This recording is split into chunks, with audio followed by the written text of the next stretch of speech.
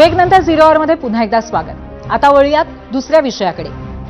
बहुचर्चित अशी Mumbai Pune connecting link सोसाट्याचे वारे सहन करत उभा झालेला हा प्रकल्प इंजिनिअरिंगचा चमत्कारच। त्यामुळे ही लिंक सातत्याने चर्चेत आहेच, पण मागच्या 2 दिवसांपासून हा प्रकल्प चर्चेचं कारण मात्र याच्या बाबतीतलं वेगळं आहे।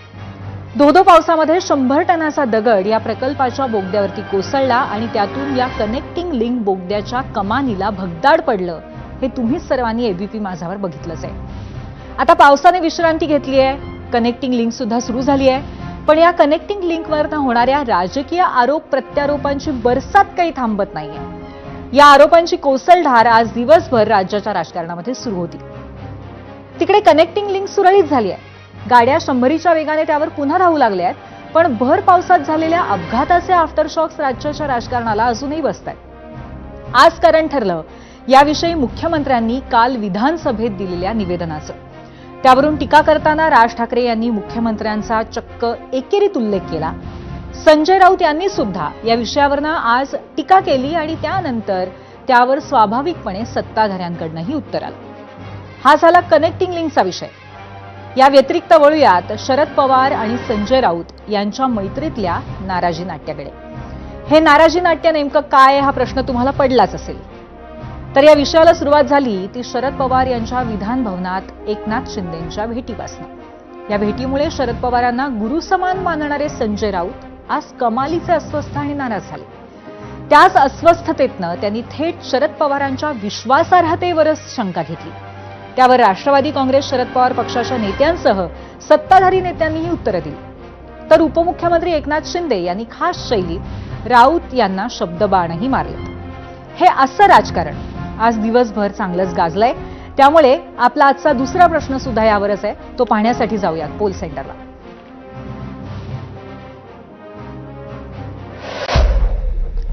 झिरोवरचा दुसरा प्रश्न आपण बघतोय। एकनाथ शिंदेंच्या भेटीमुळे शरद पवारांच्या विश्वासार्हतेला धक्का लागलाय, हा संजय राऊत यांचा आरोप तुम्हाला पटतोय का? होय आणि नाही असे 2 पर्याय आहेत।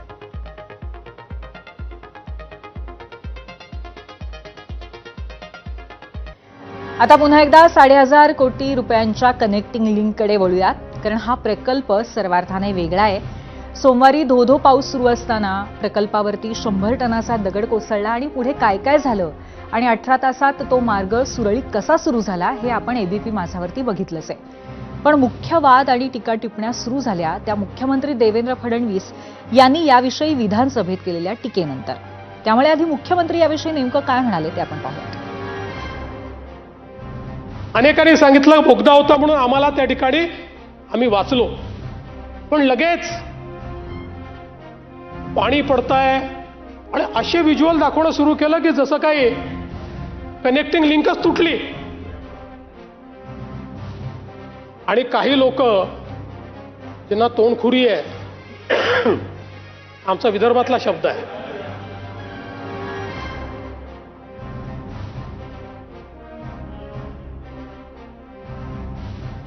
ते असे सुरू पडले की जणू काही 7,000 कोटी पाण्यात गेले। जयंतराव, 18 तासामध्ये ट्रॅफिक सुरू झाला। यांच्या थोबाळावर टिचून मला तर कधी कधी आश्चर्य वाटतं। काही लोक तर अशी आहेत की एखाद कोटी खोटारडे लोक मेल्यानंतर ते पैदा झाले असते आणि लाजही वाटत नाही खोटं बोलायला। कनेक्टिंग लिंक सुरू झाल्यानंतरही दुसऱ्या दिवशी टीव्हीवर येऊन खोटं बोलतात। अरे देवेंद्र फडणवीसला शिव्या द्या, त्याला सवय आहे, शिव्या प्रूफ आहे मी। कारण जीवनात एकच गोष्ट शिकलो, आजपासून 10 वर्षांनी हे शिव्या देणारे दिसणार नाही, पण ती कनेक्टिंग लिंक असेल आणि देवेंद्र फडणवीसचं आणि एकनाथ शिंदेचं नाव असेल। पण माझा आक्षेप या गोष्टीला आहे, मला बदनाम करा पण महाराष्ट्राला बदनाम करू नका। तर झालं असं की मुख्यमंत्र्यांनी स्पष्टीकरण देताना ही जी टीका टिप्पणी केली ती विरोधकांच्या जिव्हारी लागली। त्यामुळे मनसे अध्यक्ष राज ठाकरे यांनी या मुद्द्यावरती आरोप करताना मुख्यमंत्र्यांचा एकेरी उल्लेख करेपर्यंत त्यांची जीभ घसरली। निमित्त होतं मनसेच्या रेल्वे कामगार संघटनेच्या वर्धापन दिनाचं। पण तिथल्या भाषणामध्ये कामगार विषयापेक्षा ते कनेक्टिंग लिंक आणि मुख्यमंत्री यावरच अधिक बोलले. कालचं त्या ह्यांचं मुख्यमंत्र्यांचं फडणवीसांचं भाषण विधानसभेमधलं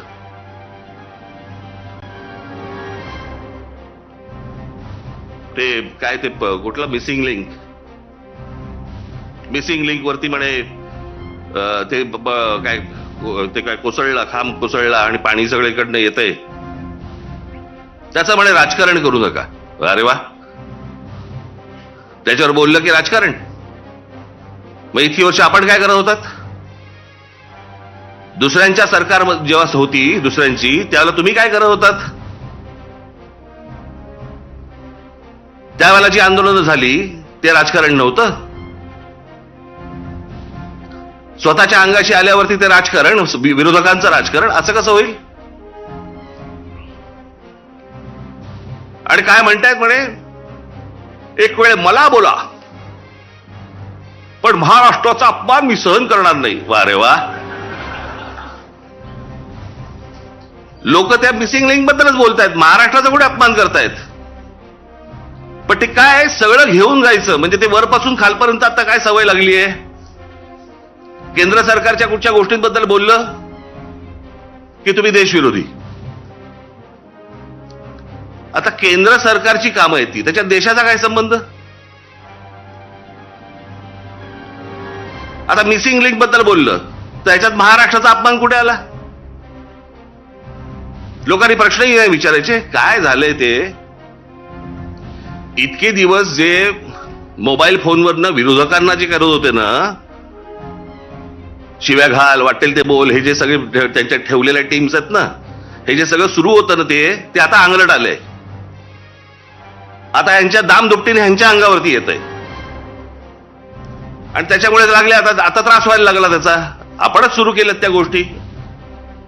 गेल्या 10-12 वर्षातच या सगळ्या गोष्टी मोठ्या प्रमाणावरती सुरू झाल्या. विरोधकांना वाटेल ते बोलणं, विरोधकांना शिव्या घालणं, वाईट साईट लिहिणं, सगळ्या गोष्टी ज्या सुरू झाल्या हे तुम्ही बसवलेल्या टीमकडनंच सुरू झाल्या. आता तुमच्या अंगावरती येतंय ते सगळं, आणि तुमच्या अंगावरती येतंय म्हणून लगेच महाराष्ट्राचा अपमान. ह्याच्यात कसला आला महाराष्ट्राचा अपमान? इकडे राज ठाकरे यांनी अशी जहरी टीका केलेली असताना ठाकरेंच्या शिवसेनेचे खासदार संजय राऊत यांनीही मुख्यमंत्री फडणवीसांवरती टीका केली. मुख्यमंत्री एक प्रकारे फ्रस्ट्रेट झालेत आणि त्यामुळेच ही टीका करतायत असं ते म्हणाले. बघूया संजय राऊतांची टीका.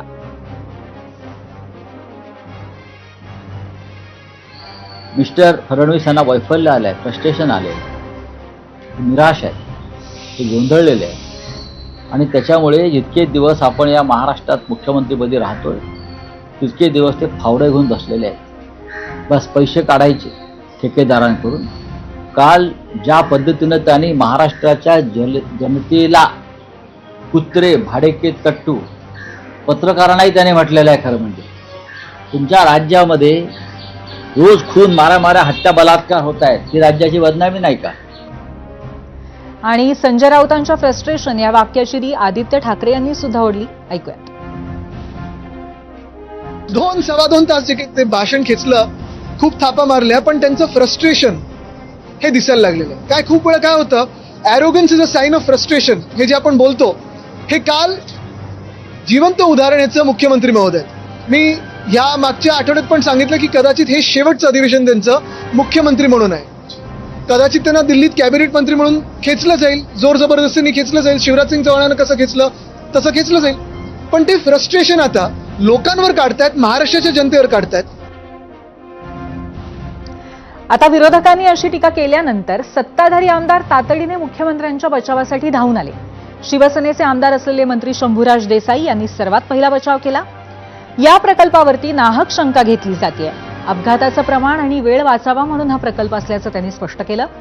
भाजपचे आमदार राम कदम यांनी तर राज ठाकरे यांना उत्तर देताना अभिनेता आमिर खानच्या लग्नाचा उल्लेख केला. तिथे गेल्यावर आपण मराठी किती बोलता? मग मुख्यमंत्र्यांनी भाषणामध्ये 2 ओळी हिंदीत बोललं तर काय झालं?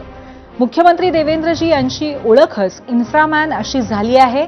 धडाधड सर्वत्र कामं सुरू आहेत, याचीच विरोधकांना धास्ती आहे असं म्हणत त्यांनी राज ठाकरे यांना कानपिचक्या दिल्या. आणि या सर्वात महसूल मंत्री चंद्रशेखर बावनकुळे यांनी मात्र राज यांच्यावरती टीका न करता त्यांनी भ्रमनिरास केल्याची प्रतिक्रिया दिली आहे. माझी अपेक्षा होती राजसाहेबांकडनं की सकाळी ते अभिनंदन करतील, पण माझ्या त्या ठिकाणी भ्रमनिरास झालेला आहे. निश्चितपणे महाराष्ट्राची जनता ही देवेंद्र फडणवीसच्या मागे उभी आहे. इन्फ्रा मॅन म्हणून त्यांचा सुवर्ण अक्षरात नाव लिहिलं जाईल. तर हे सगळं झालं कनेक्टिंग लिंक विषयी. मी आधीच म्हटलं की ही लिंक पूर्ववत झाली आहे, पण त्यावरती राजकारण चालू आहे आणि तेच आम्ही तुम्हाला दाखवतो. पण असो, यापेक्षा एक वेगळं राजकारण आणि नाराजी नाट्य सध्या रंगलंय ते ठाकरेंच्या शिवसेनेत. आणि त्याचं कारण ठरलंय शरद पवार आणि एकनाथ शिंदे यांची भेट.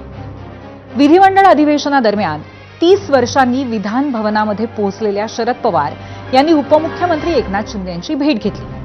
आता ही घटना खरं तर कालची आहे, पण ही भेट ठाकरेंच्या शिवसेनेचे संजय राऊत यांच्या जिव्हारी लागली आहे. ते प्रचंड अस्वस्थ झाले आणि त्यामुळे त्यांनी त्याबद्दल आज तीव्र नाराजी व्यक्त केली आहे. बरं, ही नाराजी व्यक्त करताना शरद पवार यांच्यासारख्या